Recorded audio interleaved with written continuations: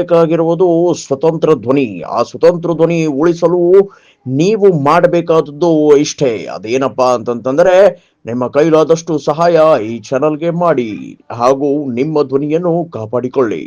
ಇನ್ನು ಉಳಿದವ್ರಿಗೂ ಶಾಸಕರು ಇದ್ದಾರೆ, ಅವ್ರದ್ದು ಇಲ್ಲ ಅಂತಲ್ಲ. ಅವರು ಡಿ ಕೆ ಶಿವರಿಗೆ ನೀವು ಆಗ್ಬೇಕು ಸೇಮ್ ಅಂತ ಬೆನ್ನು ಹತ್ತಿದ್ದಾರೆ. ಅದು ಸಂಸದ ತಪ್ಪಿ ಆದರೆ ನಮಗೆ ದೊಡ್ಡ ಪೋಸ್ಟ್ ಸಿಗ್ತದೆ ಅನ್ನೋದು ಆಸೆ. ಆದರೆ ಇವೆಲ್ಲ ಸಾಧ್ಯದವೇ ಅಂತ ಇದೇ ಇವತ್ತಿನ ಪ್ರಶ್ನೆ. ಯಾಕಂದ್ರೆ ಈ ಮಂತ್ ಅಂದರೆ ಡಿಸೆಂಬರ್ ಎಂಡೊಳಗೆ 19 ಇದು ಮುಗಿತದೆ ನಮ್ಮ ಅಧಿವೇಶನ.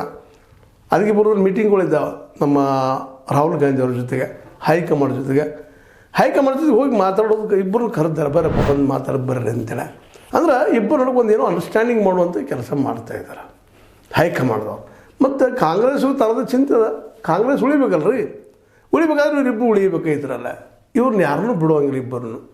ಇವತ್ತಿನ ಮಟ್ಟಿಗೆ ಇಬ್ಬರು ಅನಿವಾರ್ಯ. ಯಾಕೆಂತಂದರೆ ಇವರಲ್ಲಿ ಒಬ್ಬರನ್ನು ಹೊರಗೆ ಹಾಕಿದ್ರು ಸಹಿತ ದೂರ ಸರಿಸಿದ್ರೆ ಅವ್ರು BJP ಹೋಗುವಂಥದ್ದು ಅಥವಾ ಇನ್ನುಳಿದು ಏನೋ ಮಾಡುವಂಥದ್ದು ಸಾಧ್ಯಗಳು ಹೆಚ್ಚಿದಾವೆ. ಅದರಲ್ಲೂ ಡಿ ಕೆ ಶಿ ಅವ್ರು BJP ಹೋಗ್ತಾರೆ ಅಂತ ದೊಡ್ಡ ಹುಯಿಲದ. ಅದಕ್ಕೆ ಶಾರ್ ಅವ್ರ ಬೆಂಬಲ ಇದನ್ನು ಸುತ್ತಿಗಳು ಬರ್ತಾ ಇದ್ದಾವೆ. ಅದು ಭಯ ಅದ. ಜೊತೆಗೆ ಸಿದ್ದರಾಮಯ್ಯನ ಬಿಟ್ಟಿವಪ್ಪ ಅಂತಂದರೆ ನಾಳೆ ಅಹಿಂದ ಏನು ಮೂಮೆಂಟ್ ಮಾಡ್ತಾ ಇದ್ದಾರೆ ರಾಹುಲ್ ಗಾಂಧಿ, ಅಹಿಂದ SC ST ಜೊತೆಗೆ ಮೈನಾರಿಟಿ ತೊಗೊಂಡು ಒಂದೇನೋ ಪ್ರಬಲವಾದ ವಾದ ಮಾಡ್ತಾ ಇದ್ದಾರೆ, ಮೇಲಕ್ಕೆ ಇಳುವಂಥ ಪ್ರಯತ್ನ ಮಾಡ್ತಾಯಿದ್ದಾರೆ, ಹರಸಾಹಸ ಮಾಡ್ತಾಯಿದ್ದಾರೆ. ಅವ್ರನ್ನ ಹೆಂಗೆ ಬಿಡ್ತಾರೆ ಸಿದ್ದರಾಮಯ್ಯನ? ಹೀಗಾಗಿ ಒಟ್ಟಾರೆಗೆಲ್ಲ ಏನೋ ಗೊಂದಲದ. ಬಟ್ ಇದೆಲ್ಲ ನಡೆದಿದ್ದು. ಮತ್ತು ಇದೇ ಕಾಲ ಡಿ ಕೆ ಶಿ ಅವ್ರನ್ನ ಸಾಮಾನ್ಯರಲ್ಲ. ಈಸ್ ಅ ಕ್ವೈಟ್ ಇಂಟೆಲಿಜೆಂಟ್, ಬುದ್ಧಿವಂತ ವ್ಯಾಪಾರ ಇದ್ದಂಗೆ ಇದ್ದಾರೆ. ಇರೋದವ್ರ ವಿಚಾರದವ್ರು ಏನೂ ಇರಲಿ, ಸುಳ್ಳು ಹೇಳ್ತಾರೋ ಕರೆ ಹೇಳ್ತಾರೋ ರೊಕ್ಕ ಹೆಂಗೆ ಮಾಡಿದಾರೋ ಬಿಟ್ಟಿದಾರಲ್ಲ ಅವ್ರು ಬಿಟ್ಟು ವಿಷಯ.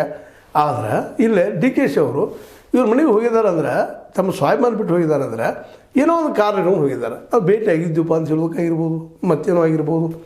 ಏನು ಅವ್ರಿಗೆ ಬಿಟ್ಟಂಥ ವಿಷಯ ಬೇಡ. ನೀವು 5 ಲಕ್ಷದ ಮುಖ್ಯಮಂತ್ರಿ ಆಗ್ತದೆ ನಿಜವಾಗಿ ಹೇಳಿರ್ಬೋದು, ಹೇಳಿದ್ರೆ ಅಂತ ತಪ್ಪಲ್ಲ ರೀ. ಯಾಕಂದ್ರೆ ಸಾಧ್ಯ ಒಡ್ಯಾಕೆ ಸಾಧ್ಯದನ ಅನ್ನೋದು ಪ್ರಯತ್ನ ಮಾಡಿದ್ದಾರೆ. ಅವ್ರಿಗೆ ಗೊತ್ತದ. ಸತೀಶ್ ಅವರು ಒಪ್ಪುವುದಿಲ್ಲ, ಒಂದು ವೇಳೆ ಇವ್ರು ಒಪ್ಪಿದ್ರು ಸಹೋದರ ರಮೇಶ್ ಅವರು ಒಪ್ಪಿಸಿಕೊಡೋದಿಲ್ಲ. ಅವರೆಲ್ಲ ಹೊಂದಿದ್ದಾರೆ, ಫಿಕ್ಸ್ ಫೇಕೋಲ್ ಇದ್ದಂಗೆ ಇದ್ದಾರೆ ಅವರು ಅಂದಾಗ. ಆದರೂ